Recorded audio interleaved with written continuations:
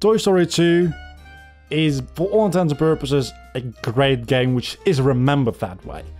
And for good reason, because in 1999 it was, dare I say, pretty revolutionary.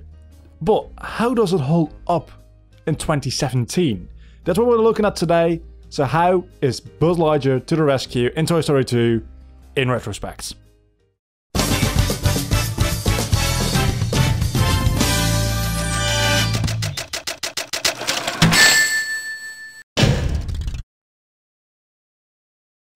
To start off, there's a total of 15 levels. Not really though. There's 10 levels and 5 boss stages. That means that for every 2 levels on average, you fight a boss. So a world usually would consist of 2 levels and a boss fight. That might sound very short, and it kind of is, because a world roughly takes about an hour to 100% complete. The later ones take a little bit longer because they're more difficult. That means that you're probably going to spend about 7 or so hours, maybe 8 hours on this game. The thing though is, these boss stages don't feel particularly special, because in every normal level, all 10 of them, there's also a boss fight. A unique boss fight. It's not like you fight the same boss 10 times, it's 10 different bosses. So what is the purpose in having designated boss stages if you're gonna have a boss fight in every single stage? Anyway, the reason every single stage has a boss fight is because every single stage has 5 Pizza Planet tokens to collect, which you need to collect those to progress with the game, and there's 50 of them in total. In every stage you can collect 50 coins, win a race, fight a boss fight, find 5 of a certain kind of collectible, or there's just one laying around in every stage as well, which you just randomly have to find. The thing though is, after every time you get one, there's a pop-up message that says, do you want to continue playing this stage? And then you say yes or no, because you want to exit the level. There's no way of knowing, unless you have been keeping track, if you've gotten them all. It's not like if you got the 5th one in the stage, it says you've gotten them all, do you want to continue playing this stage? Even better would have been if you just press the start button, the pause menu comes up, and you see all 5 of them. The ones you haven't gotten, grayed out. The ones you have gotten, call it in. It's something that every game in the universe does. It works. And I really kind of want it in this game.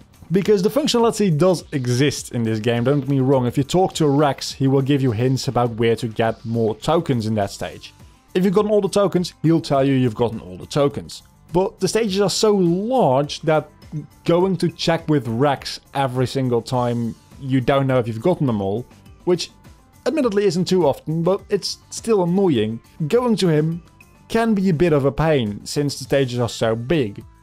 And sometimes he's not even easy to access, because the stages are very big in a horizontal sense.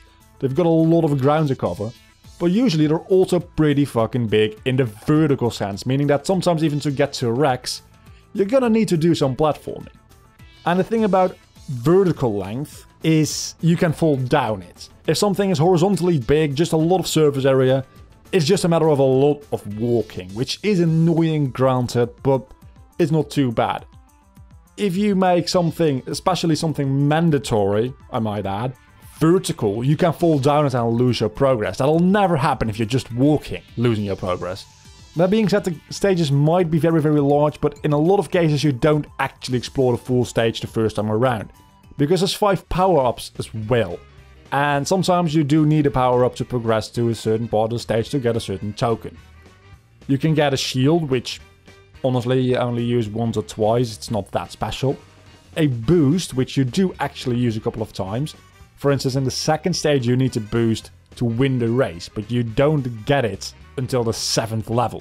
So you just need to skip that and come back. Doesn't give you any new areas, it's just the race, your opponent is going too fast and you need to boost them. Disc launcher, which just homes in on enemies and is stronger than your normal laser attack. You've got a grappling hook, which that is the one that mostly gives you access to new areas, and also the hover boots, which are utilized very little because you get it very late into the game.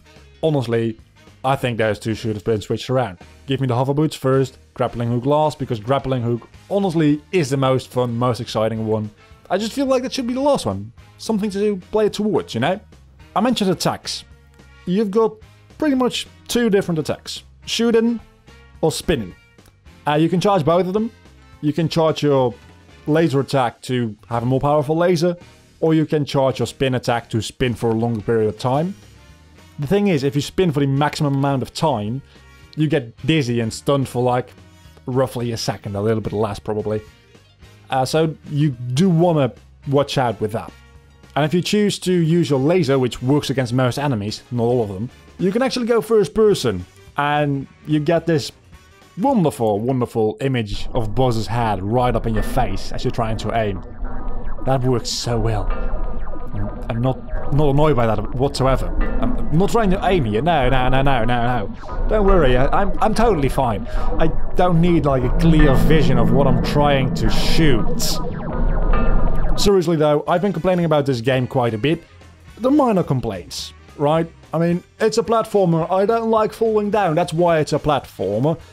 There's a transparent image of Buzz's face, yeah, but it doesn't really annoy me that much. This game is good. It doesn't control very well because you can't use the analog sticks even in the PlayStation 3 PSN version. You do need to use the D-pad, so it's a little bit stiff. But I feel like the stages were of course designed with that in mind. They're not designed with 360-degree movement. Just for the fact that you're a little small toy and the large objects around you, which are very, very scary and sometimes very intimidating, are everyday objects. Like walking around in a living room, the couch being a huge platform for you to walk around on, or in the kitchen, going up through the fridge, that kind of stuff. I really do love that. It gives you so many creative ways to design a level and make it feel awesome. And if Traveler's Tales did one thing right, and they did more than one thing right in this game, it's making the level design very, very amazing. I honestly usually care more about gameplay, story, and then level design, but in a game like this, the story is just a lot of ripped scenes from the movie, which, if you want to know the story, watch the movie. I don't even think playing the game would give you a good idea of the story. So, please don't play this game for the story. So that leaves gameplay and level design, and both those are pretty good, especially level design. I think that's about everything I have to say about Toy Story 2 Buzz Lightyear to the Rescue. In retrospect, it's still a good game. Until the next time, do not forget to leave a like, comment and subscribe to my channel if you want to keep up to date with my newest content. On the screen at this very moment you can see 2 video thumbnails and a subscribe button. Firstly, click that subscribe button if you want to keep up to date with my new uploads, and then click one of the 2 videos if you're interested. Until the next time, I'll see you all later. Bye.